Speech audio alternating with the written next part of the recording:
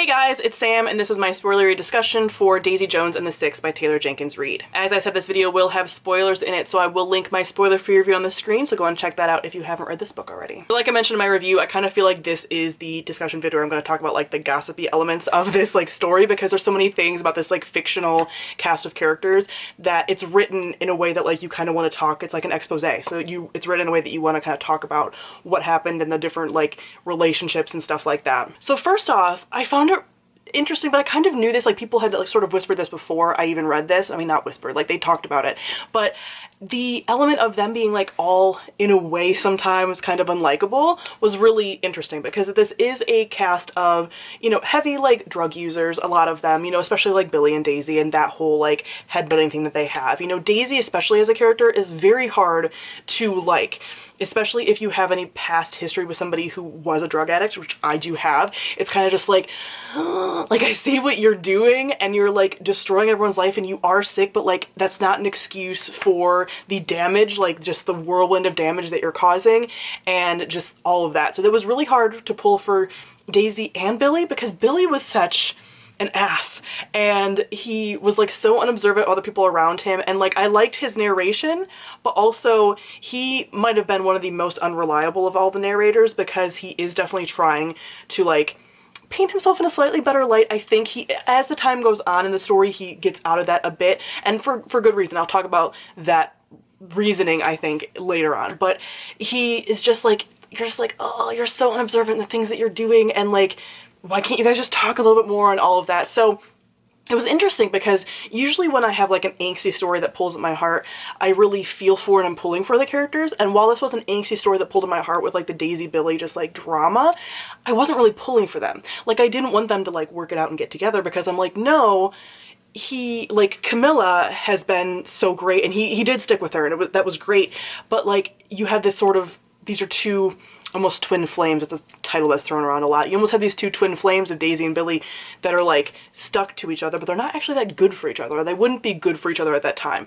So you have this like, oh, this hurts to like read about, and like the feeling and the emotion here is so big because of these like big rock star personalities, but ultimately like I'm not actually pulling for you, which was an interesting thing that I don't experience a ton when I'm reading. Also the note at the end from Camilla that's like, you know, she's passed away and she's like, go find Daisy Jones, you guys owe me a song, is just like, for me, I'm kind of like, no, like, because they, and like, I get, you know, she has forgiven them and whatever, but I'm like, you guys fucked up so much, and you mess with all these people's lives, and you have this drama, and like, you don't get to go and be happy now, you know, like at the end.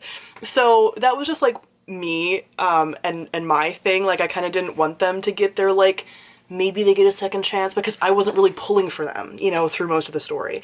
So that kind of made me a little bit like bitter. Like, having some distance from the story, I'm kind of like, okay, like they can, I guess, but part of me is like stamping my foot down like, no, you don't get to be together now. Like, even though they are better people and they probably would be better suited at this point, but just having to watch their toxicity through most of the book made it so I was like, So as I mentioned in my review, I really preferred most of the other characters to them. I didn't like Eddie, obviously. I mean, you're not supposed to. What was so interesting about Eddie, though, and even in his like narration in the audiobook, is everyone knows an Eddie. Like, yes, Billy's an ass, but also like Eddie like extra hates him and is like extra petty and vindictive, and like gets bent out of shape about like things that he shouldn't be that bent out of shape about. So like everyone knows like that chip on their shoulder character, and that was done really well. I really liked Warren as a character too. He faded in the back mostly, but like I think it was his narration style too. Like he was always just like so chill, where he's like, yeah, they were having like this drama and like whatever, like I just did, you know, like whatever. I just really liked his like soothing energy. But my two faves were Graham and Karen. So they made me sad. Like I actually wanted more like bits from them. Like whenever we had these scenes of hearing about like what they were doing and them being together and like sort of hiding it, and other characters being like, I thought they were hooking up with other people, and like not knowing that they had this whole love story, it just like hurt me. And then the whole thing with the abortion, I'm totally pro-choice, so like that is fine, but that element of like that being what broke them up, and him not really understanding that like she didn't want to be a mom and her end up being happy, but I'm just still like, you guys were so good together. I just kept like pulling for maybe at the end like they'll be together, because the way they were talking about each other in their various interviews, I just was like, oh, like they still like I feel like they're still into each other, but like she's happy and like independent, and he like got married and like I think he said he had kids, but I'm forgetting what he like said. But I'm just like no. So that made me bitter too. I'm like, if Graham and Karen couldn't be together, why do Billy and Daisy get to be together? Like that's not fair. So yeah, that was an element that I'm just like, I really shipped them very hard, and I wanted them to like work something out, and I get that like they had different dreams. But I wanted them to be together. So the big reveal at the end that Julia is like the whole narrator and that is Billy and Camilla's kid, I'm just like, I feel like that was kind of messed up. The things she had to hear about like everything, and that makes sense for the unreliable narrator on Billy's part now, you know, because I kept being like, he's really like, is he really not that self-aware? But he kept emphasizing how it's like, you know, he didn't write these songs about Daisy, and then you get other people's narration, it's like, he obviously did.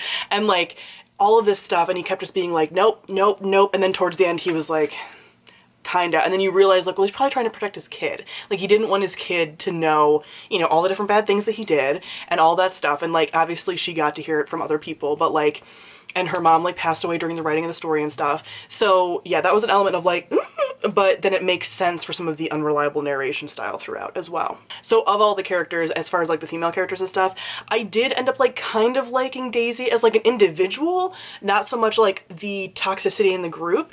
And I really liked Camilla as well. And the Daisy Camilla talk at the very end, I think was really interesting too.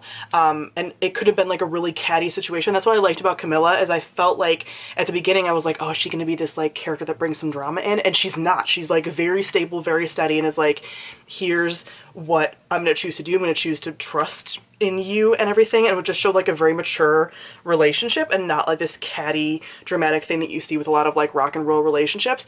But ultimately my favorite is Karen. Karen is my fave. But yeah, I just really enjoyed the women's dynamics and like the friendships and stuff, and Daisy's friend, I think Simone, and like all of that was just very realistic and good as well. So I ended up really enjoying this for reasons that I didn't necessarily expect, because again, I wasn't pulling for them always, and they were all kind of being like toxic and awful to each other at certain points, but I think that made sense for like a messy rock star story. So comment below, let me know your thoughts on Daisy Jones and the Six. Thank you all for watching, and I'll see all of you guys soon. Bye.